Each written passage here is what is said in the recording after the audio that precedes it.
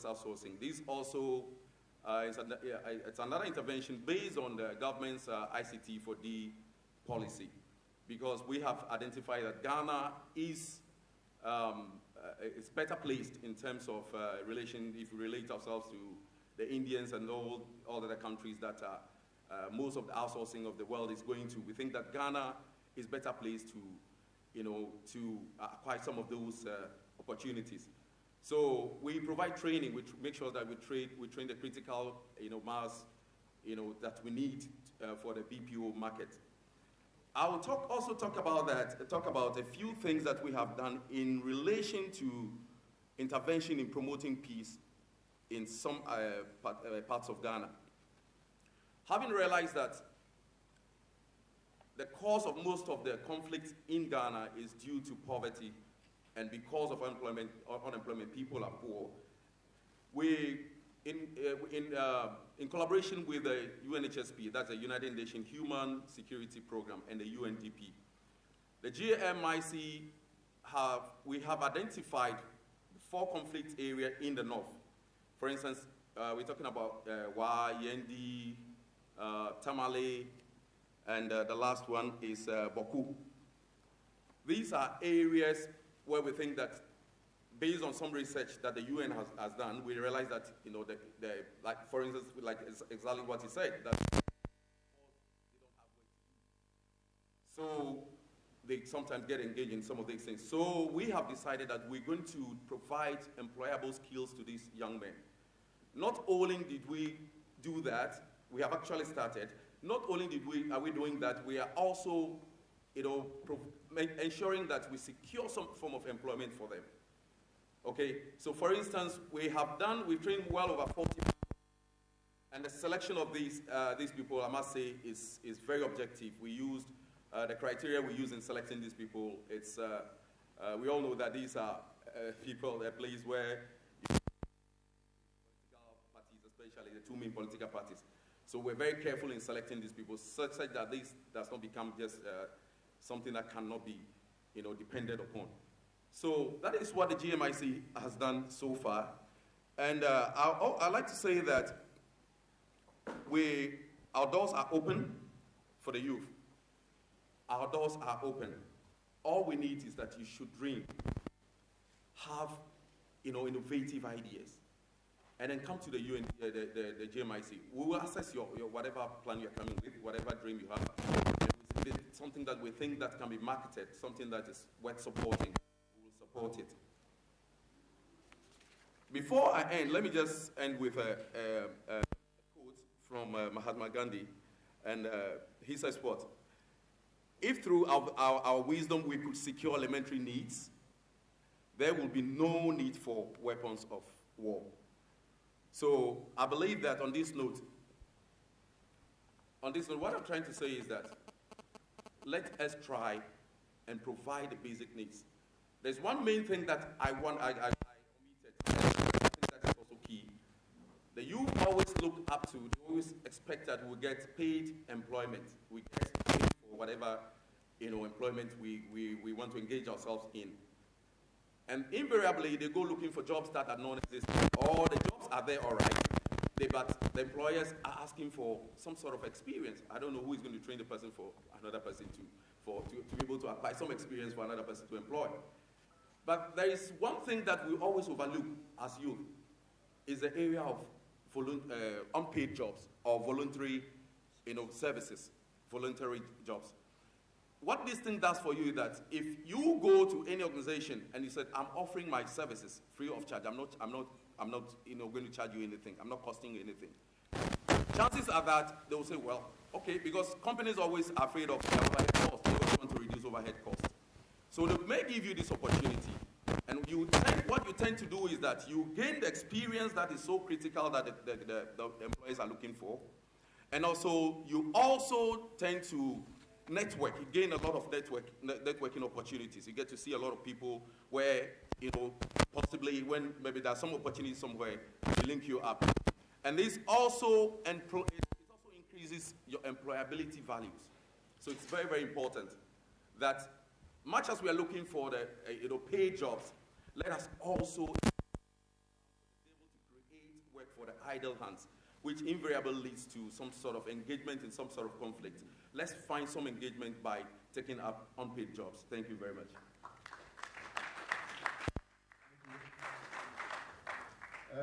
Finally, the real chairman is here. Please give him a round of applause. He's the country director for Amicus Onlus. They do a whole lot of things, so I'd just like to say they're a youth advocacy group. They do everything, skills development, all kinds of stuff. And he's in charge. Mr. Chairman. Thank you. Okay, I crave your indulgence to stand up. I'm too small, you might not see me in my chair. As I walked in here, I asked myself, am I looking at the right crowd? Am I seeing the right people? Because as I look at the faces in here, I wonder whether you need to be educated or having a discussion of peace. But I almost went out, and I told myself, no, if there's something that I have to say, then it's to a group of people who believe in peace, think peace is important, and then the need to strengthen that affirmation to go and stand for peace always. That is why I'm here. What is unemployment? Because, unemployment, the technical people, that's what they tell us. They say you are unemployed or jobless when you've been looking actively for work for 4 weeks, but you've not been able to secure employment. That is unemployment. And they go on to tell us a number of reasons why youth unemployment is on the rise. Even outside America, UK, unemployment figures are staggering. You don't find, it's rare to see America posting unemployment figures of 9% getting to 10%. You typically would think that, about 3%, 4% is okay. They say the roots of youth unemployment. They talk about demographic factors. Demographic factors, basically, we are talking about population growth, we are talking about the mixed population. Basically, what I want to zero in on is the fact that the youth constitute a bigger chunk of population in South Africa and elsewhere. And as population grows, we realize that there's a youth pool. Increasingly, we are getting more people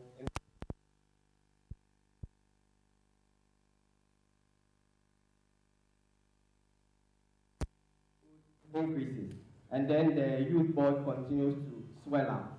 And the rate at which we are creating jobs as a people, as a country, is not at the same pace. Naturally, there's going to be that vacuum where a lot of people will not get jobs to do. Secondly, they say the youth or our educational system now is not well structured and well suited. Our adaptability in terms of work condition and everything, our education does not make us suitable for employment today. These same people also tell us that, government policies, institutional structures, reform, does not allow for the creating of jobs. Government is not so alive to labor dynamics and therefore the need to reform. All these things tie into also they tell us that weak economic opportunities, low economic development, is also a cause of youth unemployment. These things ultimately lead us to have situations where there's increased poverty. You have a generation, it keeps on adding, the number keeps on growing, people are unemployed. And now, instead of a youth bulge, we end up having a generational bulge of poverty. People don't have personal finances to take advantage of the economy and all that. We also have situations where the social and cultural structure is affected. People don't have money. They are not looking at having families. They are not looking at buying things to ultimately boost the economy. Then lastly, where I want to dwell on a bit, is the fact that this unemployment situation brings social unrest amongst you. We say that when there's a cliche that the devil finds hands for the finds work for the idle hands.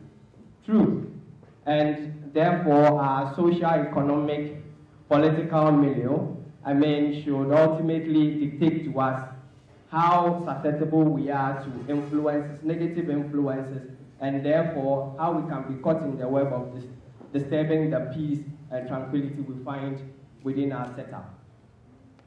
For me, I ask myself a simple question. I say to myself,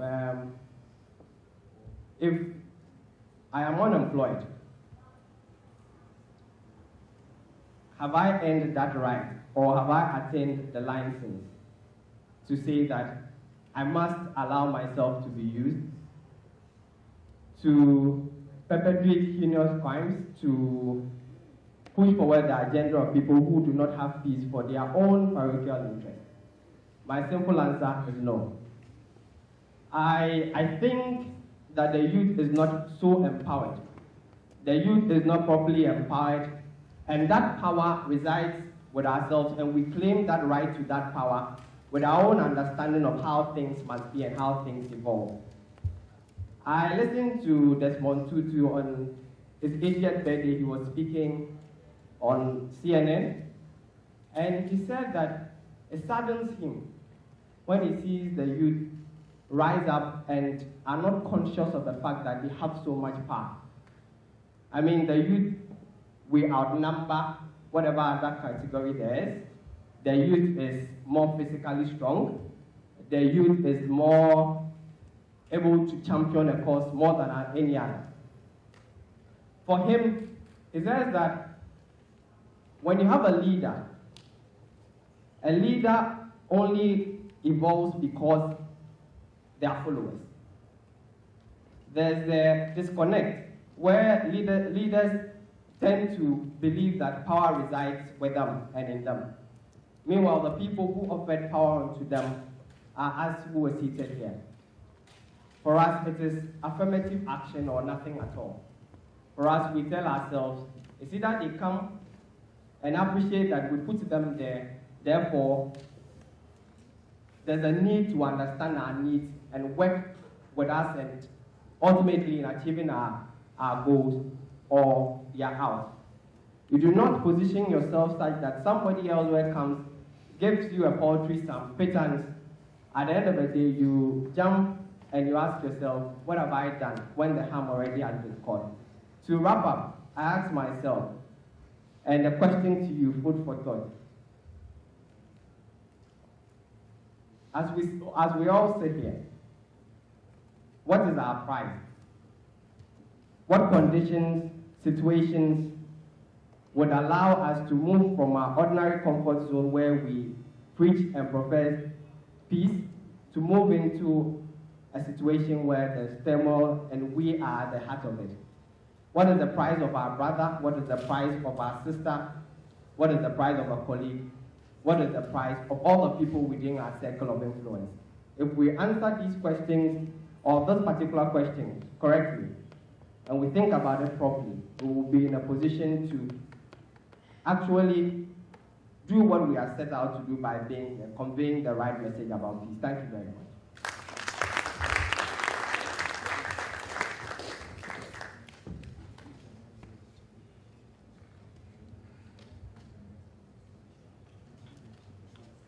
Well, thank you very much. Sincerely, I have to apologize. Those of you who have been here since morning will agree I have been in and out, of this particular deliberations. Why? Because there are other commitments and we're calling. But usually this for me is a heartbeat, so I try. Really, the question that I'll expect you to be asking when it is question time is the how. Because if you really want to look at the factors that are militating against youth employment today, if we want to look at the statistics, if we want to look at the causative effects, I think we will not be missing them. Largely we are all privy to these issues. In order to be able to move forward, the question I expect all of us to be answering today, which we should all contribute to enrich, is how do young people create jobs for themselves? I tell you what I find interesting. I look at a country like Ghana, driving through the city, there is one fundamental fact, that there is really a lot to be done in this country. But yet, people don't really find something to do. And it's really puzzling. If a country needs so much to be done, why is it that young people are not able to find jobs to do? And these are the questions, sincerely, I think, or one of the questions I want us to answer as we delve further. So please, it's question time now, and we will take questions. Okay. Where is the MC? He's right here. Okay, yes, please. Thank you. I'm Charity from networking of Do you want to do two questions at a time? So yeah. Okay. I want to clear my mind on this thing. Yeah. According to United Nations, the destination for the unemployment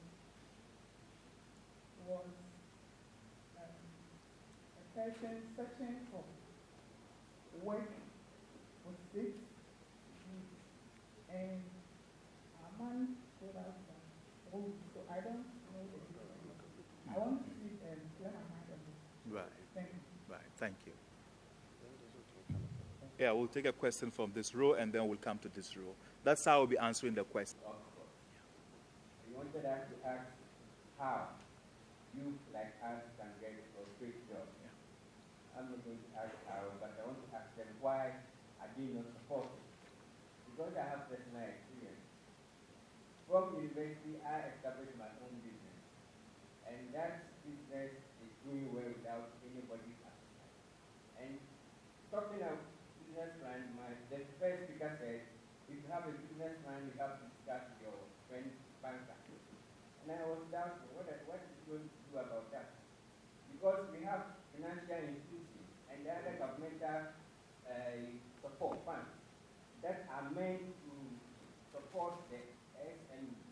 I have a proposal with the local government structure, Less than, yeah. and then the coordinator told me your proposal is very excellent, it's good. And then later asked me, will you be willing to partner? I said yes. And yes, I don't see partner, I don't see the plan. And then again I talked to this one. 200,000. I don't weigh that much. So what are they? Is it a mirage, or do they mean business? So I just sought for comfort from my second speaker, who said he's an incubator. So I'm going to join the incubator now and see how I do it. But I just want to give a tips on what Professor said. Professor chose to become a Solomon, and I like that. But I just want to add one classical proverb that I know from my area. Mampong and Nsuta. Nsuta is about 5 kilometers away from Mampong. And they say when Nsuta people are satisfied, Mampong will have peace. And then the story was because at a point in time, Nsuta was famine, and then Mampong need to feed them with their little maize. So it go on to tell us that in talking about tolerance, it's a matter of being your brother's keeper. And therefore, we should see it as not immunity, meaning that you can stand it. No, it's adaptability. You have to adapt to it because you understand your partner. I just want to add it. Started with. They all spoke on the incubator system. For me as a student, I think that we have a system, our educational system is planned in a way that most students think that like after school, they have to